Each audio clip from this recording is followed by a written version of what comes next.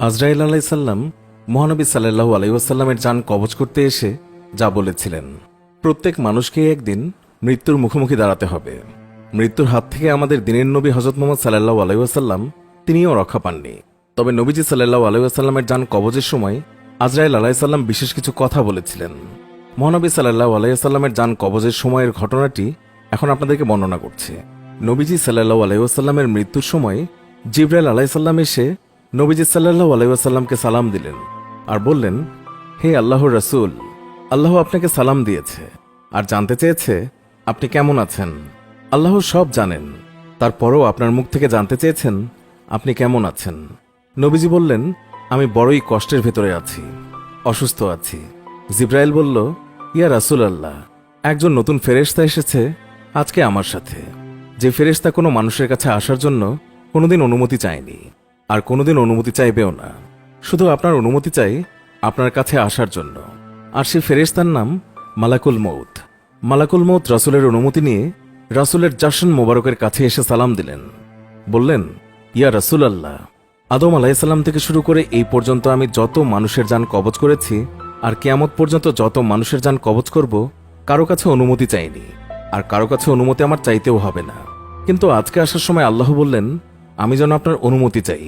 নবীজি বললেন, মালাকুল মউত, যদি আমি অনুমতি না দিই? তখন আজরাইল আলাইহিসসালাম বললেন, আপনি যদি অনুমতি না দেন তাহলে আল্লাহ তাআলা আমাকে ফিরে যেতে বলেছেন। আল্লাহ তাআলা যে তিন ধরনের লোকের দোয়া ফিরিয়ে দেন না।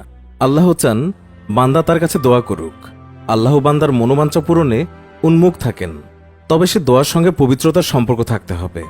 বান্দার কোনো অপবিত্র দোয়া আল্লাহর কাছে কাম্য নয়।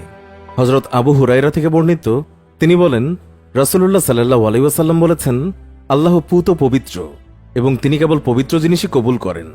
আর আল্লাহ মুমিনদের ওই বিষয়েই হুকুম দিয়েছেন নবী রাসূলদের তিনি যে বিষয়গুলো সম্পর্কে হুকুম দিয়েছিলেন। তিনি বলেছেন, হে রাসূলগণ, পবিত্র বস্তু আহার করুন এবং নেক কাজ করুন। তিনি বলেছেন, হে মুমিনগণ, তোমরা পবিত্র বস্তু সামগ্রী আহার করো যেগুলো আমি তোমাদের রিজিক হিসেবে দান করেছি। তারপর রাসূলুল্লাহ সাল্লাল্লাহু আলাইহি ওয়াসাল্লাম এমন ব্যক্তির কথা উল্লেখ করলেন যে দীর্ঘ সফর করেছে, যার মাথার কেশ অবিন্যস্ত, শরীরও ধূলিমলিন। সে আকাশের দিকে হাত উঠিয়ে বলছে, হে আমার রব, হে আমার রব, কিন্তু তার আহার্য হচ্ছে হারাম, পানীয় হারাম, পোশাকও হারাম। হারাম খেয়ে তার বয়োবৃদ্ধি ঘটেছে, তাই তার দোয়া কিভাবে কবুল হবে? কোন কোন বান্দার দোয়া কবুল হয় এই বিষয়ে রাসূলুল্লাহ সাল্লাল্লাহু আলাইহি ওয়াসাল্লামের বর্ণনা পাওয়া যায়। হযরত ইবনে আব্বাস রাদিয়াল্লাহু তাআলা আনহু সূত্রে রাসূলুল্লাহ সাল্লাল্লাহু আলাইহি ওয়াসাল্লাম থেকে বর্ণিত, তিনি বলেছেন, 5টি দোয়া রয়েছে যেগুলো কবুল হয়। 1. মজলুমের দোয়া, যে পর্যন্ত সে প্রতিশোধ গ্রহণ না করে। 2. হাজির দোয়া, যেই পর্যন্ত সে বাড়িতে ফিরে না আসে। 3. আল্লাহর পথে মুজাহিদের দোয়া, যে পর্যন্ত সে জিহাদ থেকে বসে না পড়ে। 4. অসুস্থ ব্যক্তির দোয়া, যে পর্যন্ত সে সেরে না ওঠে। 5. কোনো মুসলমান ভাইয়ের অনুপস্থিতিতে অন্য মুসলমান ভাইয়ের দোয়া। তারপর তিনি বললেন, এগুলোর মধ্যে আবার সবচেয়ে দ্রুত কবুল হয় কোনো মুসলমান ভাইয়ের জন্য তার অনুপস্থিতিতে কৃত দোয়াটি। বাইহাকি।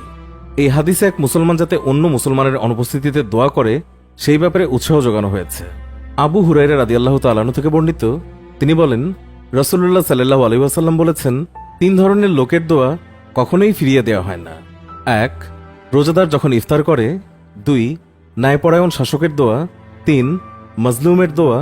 মাজলুম ব্যক্তির দোয়াকে আল্লাহ মেঘ মালার উপর উঠিয়ে নেন এবং এই জন্য আসমানের সকল দরজা খুলে দেয়া হয়। আল্লাহ বলেন, আমার ইজ্জাতের কসম, আমি তোমাকে অবশ্যই সাহায্য করব, যদি ওতে কিছুকাল পরে হয়। তিরমিজি। আল্লাহ আমাদের সবাইকে বেশি বেশি দোয়া করার তৌফিক দিন। প্রিয় ভিউয়ার্স, এই ছিল আমাদের আজকের ভিডিও। আশা করছি আমাদের এই ভিডিওটি আপনাদের অনেক ভালো লেগেছে। ভিডিওটি ভালো লেগে থাকলে অবশ্যই একটি লাইক দিন এবং এখনও আমাদের চ্যানেলটি সাবস্ক্রাইব না করে থাকলে এক্ষুনি সাবস্ক্রাইব করে পাশে থাকা বেল আইকনটিতে ক্লিক করুন। এতে করে আমাদের নতুন ভিডিও নোটিফিকেশন সবার আগে পৌঁছে যাবে আপনার কাছে। এতক্ষণ ধরে আমাদের ভিডিওটি দেখার জন্য অনেক ধন্যবাদ।